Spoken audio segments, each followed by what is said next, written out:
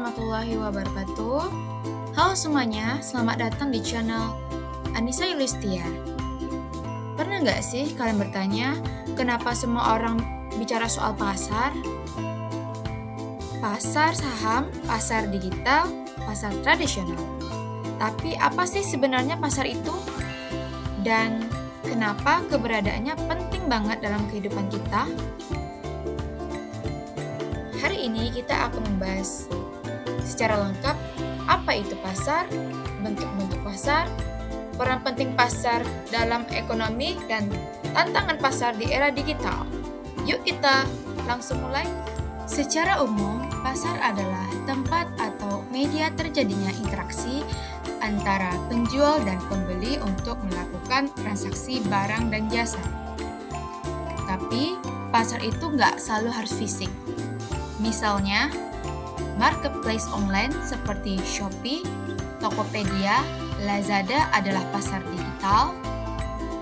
Bursa efek juga disebut pasar, walaupun yang dijual bukan barang, melainkan saham. Bahkan pasar tenaga kerja di mana perusahaan mencari karyawan dan orang mencari pekerjaan. Jadi, definisi pasar dalam ekonomi lebih luas. Yang penting ada 3 unsur utama, yaitu pembeli, penjual, dan yang ketiga barang dan jasa yang ditransaksikan. Selanjutnya, kita akan membahas bentuk-bentuk pasar. Pasar bisa diklasifikasikan dari 2 sisi, yaitu jenisnya dan struktur persaingannya. Pertama yang akan kita bahas yaitu berdasarkan jenis. Pertama ada pasar tradisional, di mana tempat jual beli langsung seperti pasar pagi atau pasar desa. Yang kedua, pasar modern seperti supermarket, minimarket, dan mall. Yang ketiga, pasar digital seperti Shopee, Tokopedia, Bukalapak. Yang keempat, pasar modal, tempat jual beli surat berharga seperti saham dan obligasi. Dan yang kelima, pasar tenaga kerja, tempat interaksi pencari kerja dan pemberi kerja. Selanjutnya, pembahasan berdasarkan struktur pasar. Terdiri dari 4. Yang pertama, pasar persaingan sempurna. Banyak penjual dan pembeli, harga ditentukan pasar. Contoh dari pasar persaingan sempurna yaitu pasar sayur. Yang kedua, pasar monopoli, di mana hanya ada satu penjual, seperti PLN untuk listrik.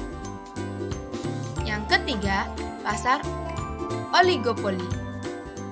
Sedikit penjual, contohnya pasar provider internet. Dan yang keempat, pasar monopolistik. Banyak penjual, tapi masing-masing punya produk unik. Contohnya bisnis kuliner atau fashion. Pada bagian ketiga ini kita akan membahas fungsi dan peran pasar dalam ekonomi. Sekarang kita masuk ke bagian paling penting, kenapa pasar itu penting banget? Apa peran pasar dalam kehidupan ekonomi? Ini terdiri dari 6. Yang pertama, A. Sebagai tempat distribusi barang dan jasa. Pasar menghubungkan produsen dan konsumen. Tanpa pasar, barang produksi atau barang hasil produksi tidak akan sampai ke tangan pembeli. Yang B. Penentu harga, di mana harga terbentuk dari interaksi permintaan dan penawaran. Pasar menentukan harga yang wajar bagi semua pihak. C. Mendorong inovasi dan efisiensi. Dengan adanya persaingan, produsen akan berinovasi untuk menarik pembeli. Mereka berlomba-lomba membuat produk lebih baik dan murah. D. Sumber pendapatan.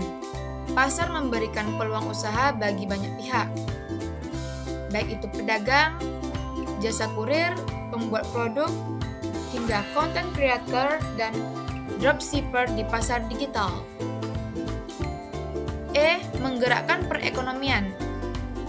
Aktivitas di pasar, baik jual beli barang, jasa, atau saham, akan memutar roda ekonomi seperti produksi meningkat, pajak masuk, dan kesejahteraan masyarakat naik.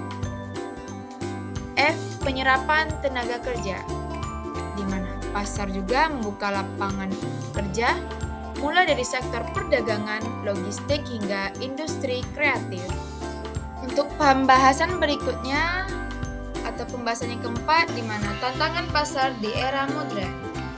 Di era digital dan global seperti sekarang, pasar juga menghadapi berbagai tantangan, antara lain yang pertama ada ketimpangan informasi, di mana konsumen kadang tidak tahu hak-haknya. Yang kedua, monopoli digital. Perusahaan besar mendominasi dan bisa menekan pesaing kecil. Yang ketiga, persaingan tidak sehat seperti perang harga atau produk palsu. Yang keempat, regulasi yang ketinggalan zaman, di mana hukum belum sepenuhnya bisa mengatur pasar digital. Dan yang kelima, ancaman terhadap pasar tradisional. Banyak pasar tradisional kalah bersaing karena kalah promosi atau fasilitas. Oke teman-teman, jadi sekarang kamu sudah tahu bahwa pasar bukan sekedar tempat jual beli sayur atau baju. Pasar adalah fondasi utama ekonomi, tempat semua proses ekonomi berputar, baik produksi, distribusi, dan konsumsi. Terima kasih sudah menyimak sampai akhir. Kalau kamu suka konten ini, jangan lupa untuk like, follow, atau subscribe. Sampai ketemu di episode berikutnya. Wassalamualaikum warahmatullahi wabarakatuh.